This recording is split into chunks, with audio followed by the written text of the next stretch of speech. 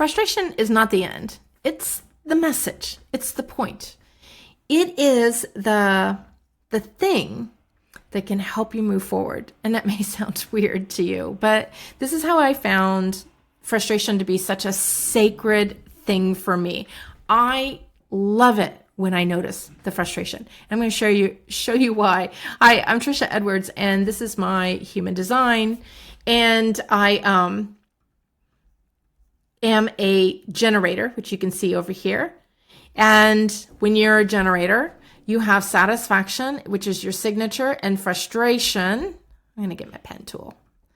As your not self theme. So frustration here. It's not self. Satisfaction is your signature, meaning that you are here to seek out satisfaction and avoid frustration. It's not really avoid frustration, but that's how I kind of thought about it. It took me a long time to really kind of figure out what the heck this means. It seems simple on the surface, but I was like, but I have so many things in my life that I have to do that I feel frustrated by. So I don't understand. Like, I still need to do those, right? So what does this mean in real life, in practice? And so I was exploring this. And once I figured, like, I think it was last fall, that it was like a big, like, aha kind of moment, and the light bulbs went off and the stars and everything shot out. And I was like, I finally get it. It's not from a big picture, satisfaction and frustration. So I'll take an example.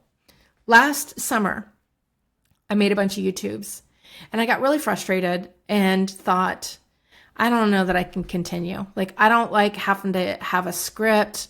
I'm not good at reading the script. I get it all, written, and then I can't deliver it, and I can't memorize the lines, and it doesn't come out that same way. And I don't like doing multiple takes because somehow I lose some of my essence. I get tired of trying to say the exact same thing. And then I was like, oh, I was so good in that before, and now I'm not. So whether I had a script or I didn't have a script, I was really frustrated. And so I didn't do YouTube for a while.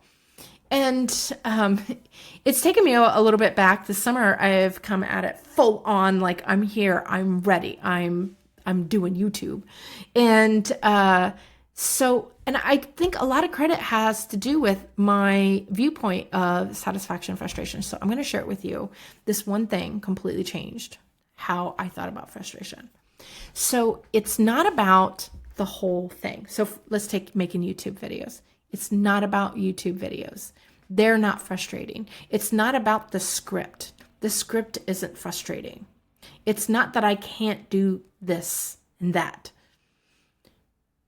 What I did was I broke down all the components of what I was doing, and I looked for the things that felt good. So I like getting on camera. I like getting on camera when I have some topics, maybe some bullet points, and I can just talk to you like I'm in a classroom. I'm used to that. I was a professor for 19 years and taught kids classes for another 3 years. Like, I'm used to doing this. I gave presentations as a fashion designer for, several years, let's just say. So, I'm accustomed to this. I don't mind this. I like this. I like sharing what I know and these insights that I'm having. And I don't mind talking on camera. So that's half the battle, right? For YouTube, for a lot of people.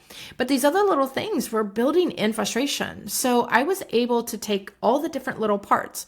What was satisfying? How do I do more of that? What's frustrating? How do I do less of that? And I started identifying the things that were frustrating. So it wasn't writing the script. I had no problem with writing a script, but I didn't like memorizing it because I lost my fluidity in who I am and my connection to myself. So not going to do that. And then it was, well, I'm not going to write a script then. So maybe I'll do bullet points, and having these lists. And I got too detailed on the bullet points, and that also became really hard. So that part was also frustrating for me. So again, I'm looking for, where do I feel at ease, most comfortable with myself, and where do I not? I tried to do shorts. Oh my gosh, I hate trying to get it under a time. I never can seem to get it in the time frame. And I end up talking way too fast, and then no one can understand me anyway, and blah. Not interested. So, I gave myself permission. You know what? I'm really more satisfied when my videos are a little bit longer and I don't have to edit them. That was another thing that was frustrating. Well, then it becomes this whole thing. And I'm not looking to be like some, amazing YouTuber or anything. I'm looking to just show up and share my ideas and my concepts and support my clients so they have extra things to look at, or anybody else in my world. I'm looking to build a library of reference is what I'm looking to do. And so I looked at what's the part that's satisfying, what's the parts that are frustrating, and how do they tie back to what I'm actually trying to create. So I could get all the other nonsense out of my head that other people are telling me, like you should go viral or you need to work more on your tags. And maybe I do, maybe I need to do all of that, but this isn't about that.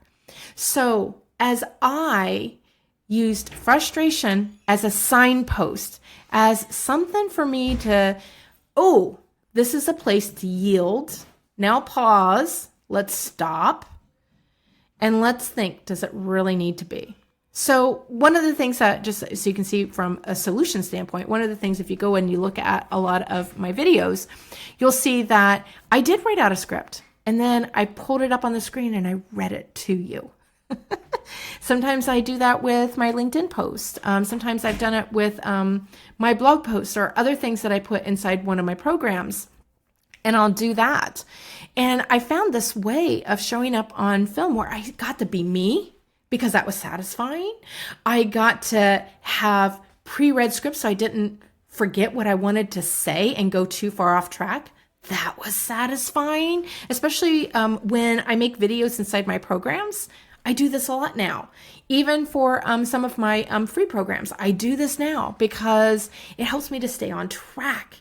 It's super cool, super easy. So when you're looking at your satisfaction and your frustration, it doesn't have to be about the whole thing. Don't throw everything out. If you feel in that frustration, don't throw everything out, especially if it's something you think that might help you or that you really want.